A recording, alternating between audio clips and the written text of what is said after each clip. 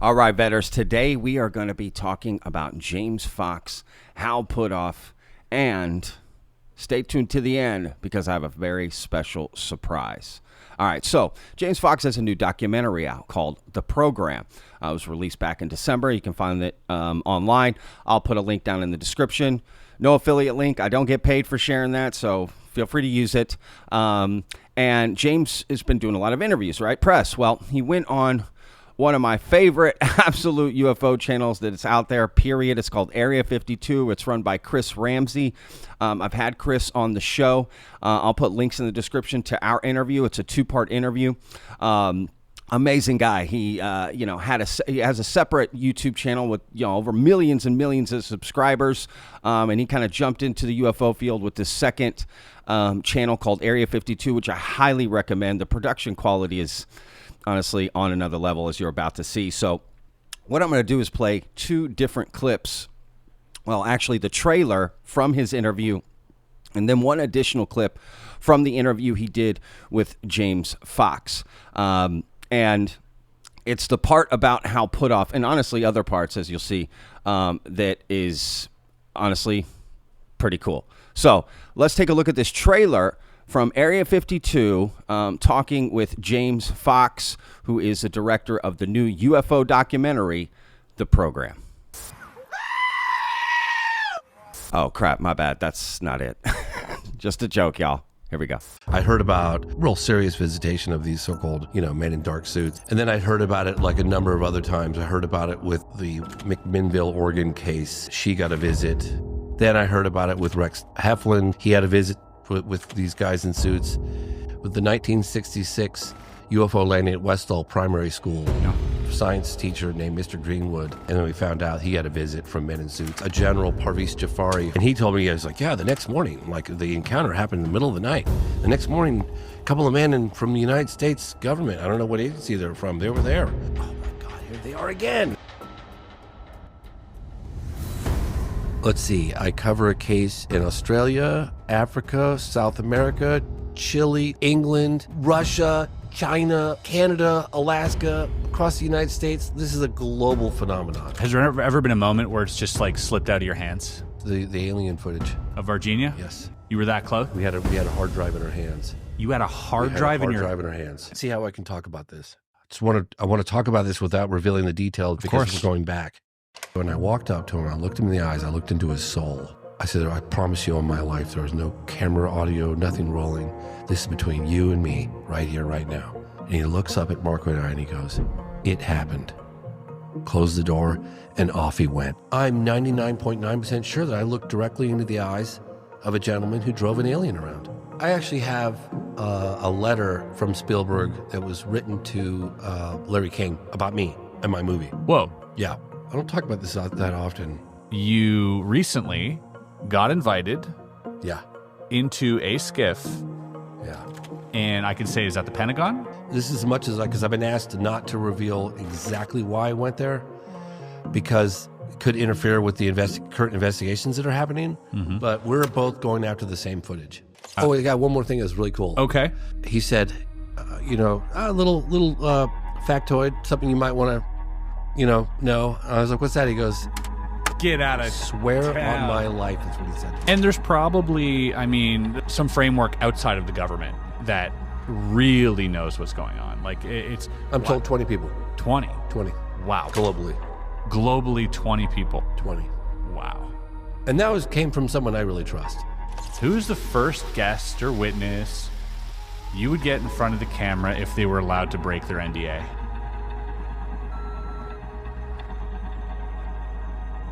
Yeah, I would agree with that too. I'd love to get him in the skiff. And I have to be careful what I say here, but for reasons that I won't discuss, I believe he's a first-hand witness. Wow.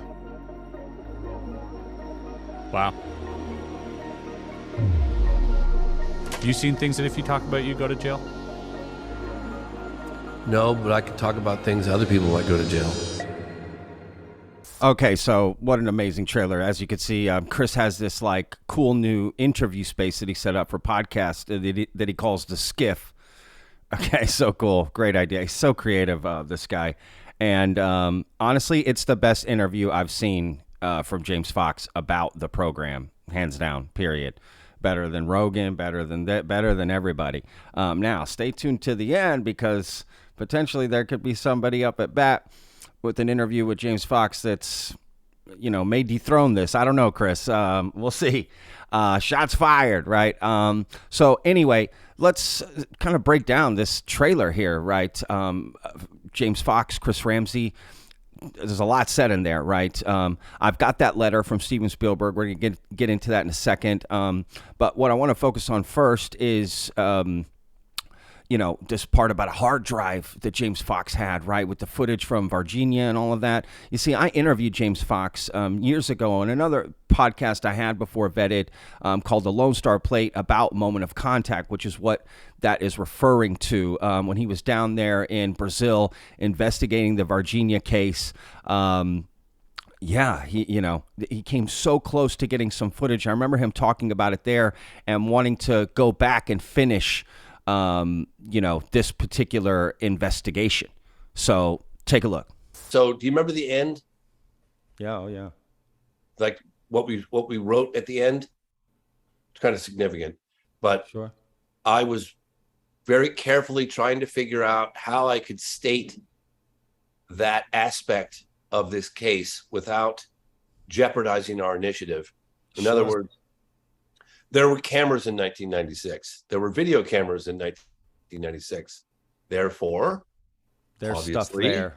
Yeah. Yes. So, now, are you sure that there's stuff there, or you just like? Oh, I'm think not positive that there's stuff there. No, okay, no, so I'm 100%. You're positive there's stuff. You just got to find it. Well, find it and get it. Let's put it this way: even if you convince the person to turn it over. I just had a mango. Yeah, I just had a mango smoothie. Even if you find something, hypothetically, now what? You have to talk that person into giving it to you, right? Sure.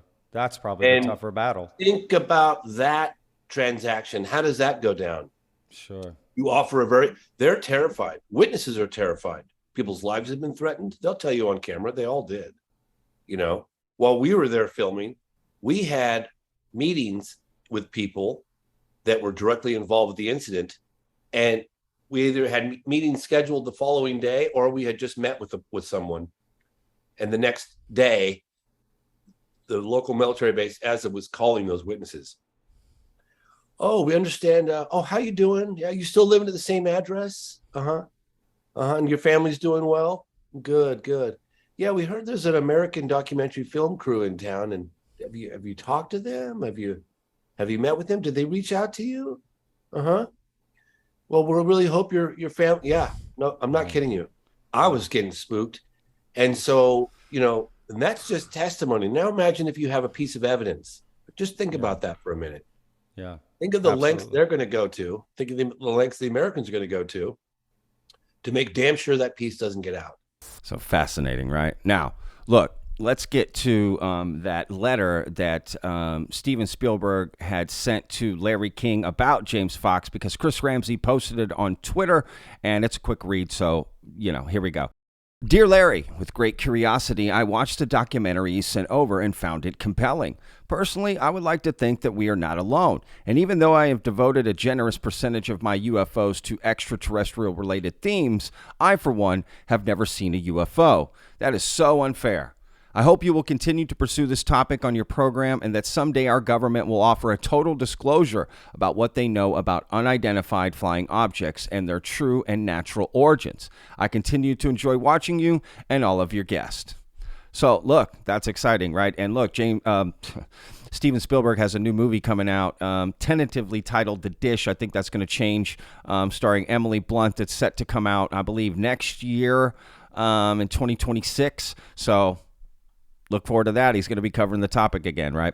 So anyway, let's get to this part about Hal Puthoff, right? Because, well, I kind of spoiled it. But if you remember in that first clip, there's a part that's bleeped out. Well, I did. I just spoiled it. So here's the clip in its entirety from Chris Ramsay's interview. Again, link in the description. Go check out that full documentary. But here's a clip. Who's the first guest or witness you would get in front of the camera if they were allowed to break their NDA? Hal Puthoff.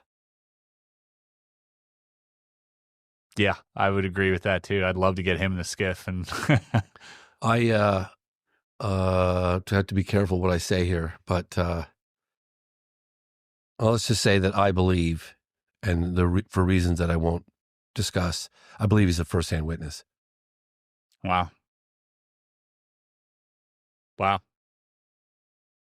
I believe that. I mean, from the interviews he even shared in the program, kind of caught me off guard, especially when he says, like, I've seen things that if I talk about, I'll go to jail. Yeah. Have you seen things that if you talk about, you go to jail? No, but I could talk about things other people might go to jail. Enough said. Yeah. Wow. That's a lot of weight. It is. Yeah. First of all, shout out to Chris there, because that's a phenomenal question. And look at the graphics when it's zooming in. It's on that thing behind him. And I mean, come on. The production quality on these videos is just on another level. I got a lot to strive for, right, as a creator myself. But regardless, that clip is very interesting, and it's such a great question, to be honest with you, right? And James Fox picks Hal Puthoff, right? And he thinks he's a first-hand witness, meaning he has seen a craft, right, with his own eyes in person, or touched one, or a body, or something, right? And that is fascinating, right? Because I don't know if that's ever really been talked about, right? It's kind of, Hal Puthoff is so mysterious, but at the same time, he has done interviews and been out there, right? But he's still very mysterious, right? I would put him in the top 5 most mysterious people in the UFO field. And clearly, James Fox is very interested in talking to him on another level, right? Like if he could. And I find that fascinating that Hal Puthoff is considered this sort of first-hand witness, right? And again, Hal Puthoff, so mysterious, probably knows so much more than he's letting on. And I highly recommend watching the program so you can see how he sort of fit into that documentary. Again, link in the description.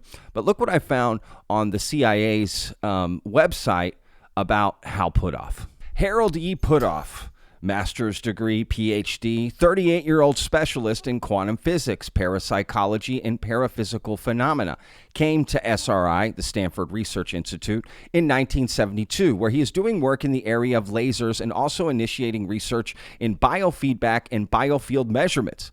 A patent holder in the areas of lasers and optical devices, Dr. Puthoff has supervised research for PhD candidates in electrical engineering and applied physics at Stanford University. His publications include a textbook in lasers that is widely used in universities both here and abroad, and over 25 papers in professional journals. Before joining the staff of SRI, he was a research associate at the Microwave Lab and lecturer in the Department of Electrical Engineering following receipt of his PhD degree from Stanford in 1967. While at Stanford, he conceived, patented, and developed a tunable Raman laser which produces high-power radiation throughout the infrared portion of the spectrum. Before entering Stanford, Dr. Puthoff graduated with a master's degree from the University of Florida in 1960. He is a native of Chicago. Now, clearly, that document from the CIA is old, right? But I just found that very interesting. There's so much more about Hal Puthoff. Do a deep dive rabbit hole. I mean, you might already know about him, but if you don't, he's absolutely someone to go down a rabbit hole and get information on, right? His relationship to Stargate, whatever, all the remote viewing and all of that is fascinating. There's so much to him, right? So anyway, let's get to that surprise that I talked about at the beginning of this video, right? And this James Fox documentary on Area 52, right, which we've covered here today, and some of that. Let me just play the clip, and then we'll come back to it. This clip is from a post on Twitter from a gentleman named Julian Dory, who is a big YouTuber with a huge following online and does amazing interviews, and he put this out on X. Take a look. All right, I just wrapped 4.5 hours with James Fox and Jason Sands. This is probably going to be released as an 1.5 hour podcast with James going through his documentary, The Program, and some color commentary around that, with Jason Sands piping in sometimes to give some thoughts and some previews of his story. And then the last 3 hours is probably going to be its own podcast where Jason Sands tells his entire story from birth all the way through. What I do want to say, and I say all this on the podcast and much more. There were a lot of heart-to-heart moments on there. I did not believe Jason's story at all, and there are many aspects of it that, and I told him this to his face, that I still don't believe. That said, if even a small percentage of what he worked on is the case, it is a big deal. And his military record, he shared all the files with us. That's never been done before.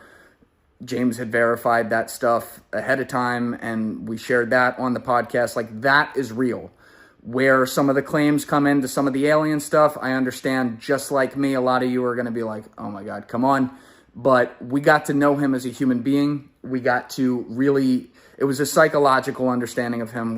Like I said, we started at the very beginning. We went through the PTSD trauma of his childhood, which was really, I mean, it was emotional stuff. It was very heavy. That's going to be right from the get-go in that podcast. And we obviously got to his claims, and we got to some of the claims that I told him this, as I said, like, that I think are just absolutely not true. But I want you guys to hear what he says and make your own judgments on certain things. As James and I just said to him, I believe on camera and off, if 1% of it's true, that is a big deal and pretty crazy. So that's the situation.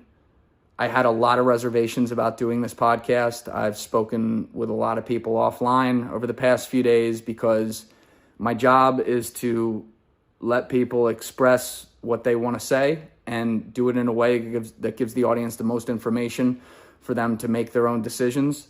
And I have to be able to go into it with an open mind to do that. And I really worked hard over the past couple days to try to clear my head and not just be like, oh my fucking God, I can't even believe I'm going to do this. And I'm glad I was able to get to a place where I could look at it with as much of an open mind as possible. Like I said, some of the recent claims, again, like I think that has to do with PTSD and repressed, false memories and things like that. And we discussed that directly on camera. Like I said, I just want to make sure I cover the bases here, but I'm going to get these 2 podcasts out, I believe, this week. We're going to work on it right away. So yeah, there's some, this is a very, very interesting human being psychological piece. And I do appreciate Jason coming in here to share it, and I appreciate James being there to really far expand upon what he was able to get for his sit down with Jason in the program. So stay tuned. Now this should be interesting, right? Shout out to Julian Doring for putting that out and kind of giving us a heads up. I look forward to seeing both of those podcasts, to be honest with you, because anyone that's been following sort of, I've covered on this channel many times Jason Sands, right? And part of his story about being an alien assassin, right? That's essentially what happened, right? Basically, he tells a certain story, right, at this Nellis test range, which I have a clip for in just a second. But then after that, he comes out on the day of the release of James Fox's documentary and has way more stuff to say, right? And he says he was an alien assassin of sorts, essentially. And James didn't know that. Right? A lot of people didn't. They were like, what the heck's going on? Right? Even James had said that Jason Sands lost credibility because of this, right? And even had UAPTF members, Logan Lermer, I believe is his name, who was also in James Fox's documentary, come out and say that Jason Sands might be, I mean this in the most respectful way, these are his words, not mine, mentally just not all there, right? It's such a tough thing to discuss, to be honest with you. It's very sensitive, and I want to be respectful as well to this because Jason has always been very nice to me. But I will say this, again, we have a right to ask questions. If tax dollars are involved, we have a right to ask questions. That's just the bottom line. You can't ask for my tax money and then not allow me to ask questions. And I'm sorry, that's just kind of the road that Jason Sands is taking. So we get to ask questions. And I'm glad he's going on Julian Dory's podcast to do it.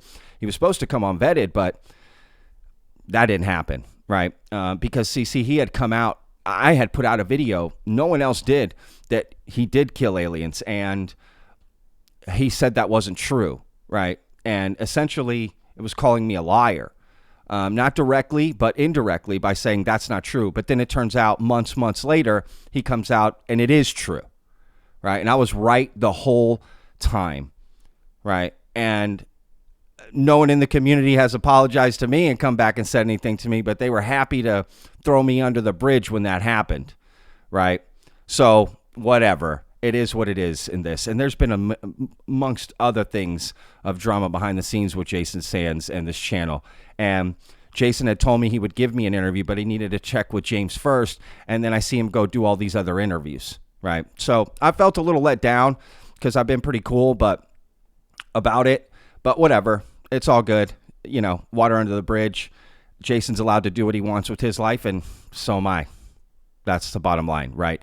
And I really look forward to Julian's podcast. He's a great interview. He puts on a great show, and I imagine this will be well worth checking out. Now, for those of you wondering about Jason Sands and what his story is, here's a short clip from the program kind of giving you idea about Jason Sands' story. Again, I highly recommend going to check out the program as well. The full thing. It's a great documentary to check out. So here's a clip of Jason Sands' story to kind of give you an idea. The following encounter took place at Nellis Test Range in Nevada in the winter of 1994. About a mile down the road, there's this guy on my left, and he looks like he's wearing a uniform like ours. But I also notice his skin tone is very white to blue. And I'm thinking, oh crap, this guy is dying of hypothermia. And he's running funny too. It's like every step he takes, it looks like he's gonna fall over. Guy needs help, we need to stop.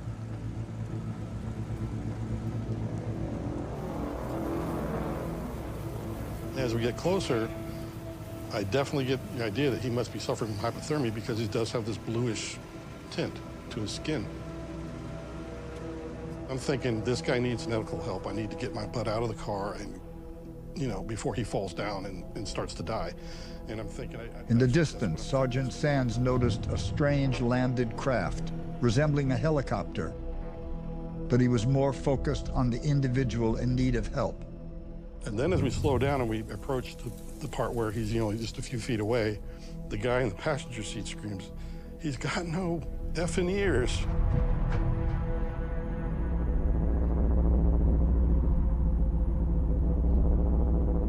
At that point, there's my open door. I'm standing on one side of it, and the individual that was running towards us was on the other side. And I shut the door, and I look up, and he's got no ears. And I'm thinking, is he a mutant?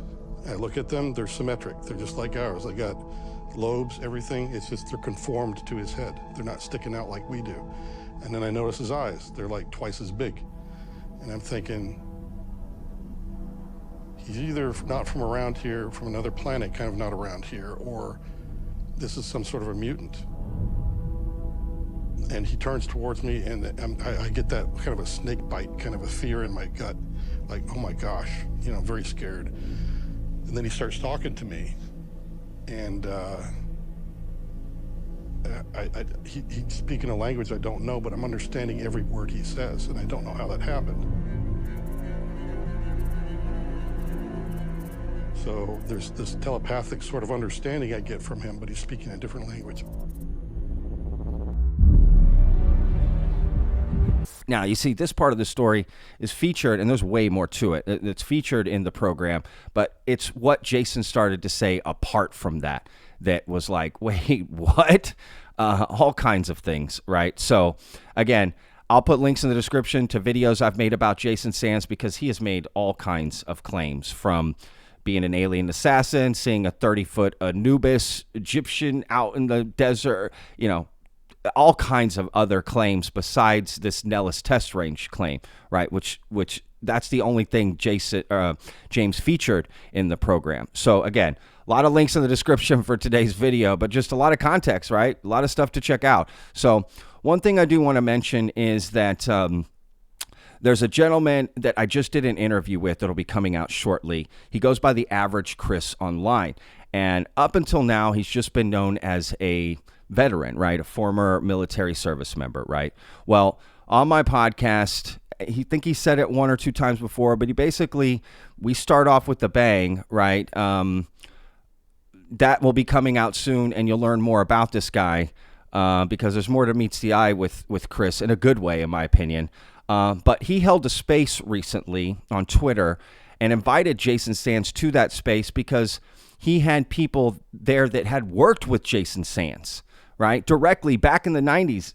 And they were kind of just like, none of this is true, And they invited Jason to come in and talk, and he declined and didn't go.